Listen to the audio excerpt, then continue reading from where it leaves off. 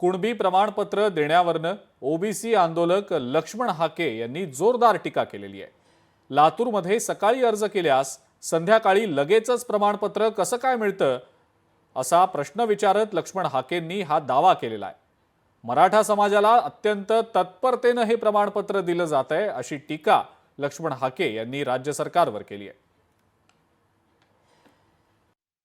या महाराष्ट्रातल्या माझ्या मराठा बांधवांची धडपड आणि त्या धडपडीला तत्परतेनं न्याय देणारं शासन, सकाळी अर्ज 10-11 वाजता अर्ज, 11-12 वाजता अर्ज आणि संध्याकाळी 6:10 दाखला। आमच्या एखाद्या पोरानं जर एखाद्या ठिकाणी ऍडमिशन घ्यायचं ठरवलं तर आम्ही जात दाखला काढायला अर्ज केलाय किंवा व्हॅलिडिटी घ्यायला अर्ज केलाय तर त्याची रिसीट आम्हाला जोडावी लागते। गावगाड्यातल्या ओबीसीला एक न्याय, भटक्या विमुक्त जाती जमातीला एक न्याय आणि राज्यकर्ती जमात असलेल्या मराठा बांधवाला मात्र कुणब्याची सर्टिफिकेट 25,000 पासून 4-5 लाख रुपयापर्यंत पैसे मोजून घेऊन हे अधिकारी विक्रमी वेळात देत आहेत।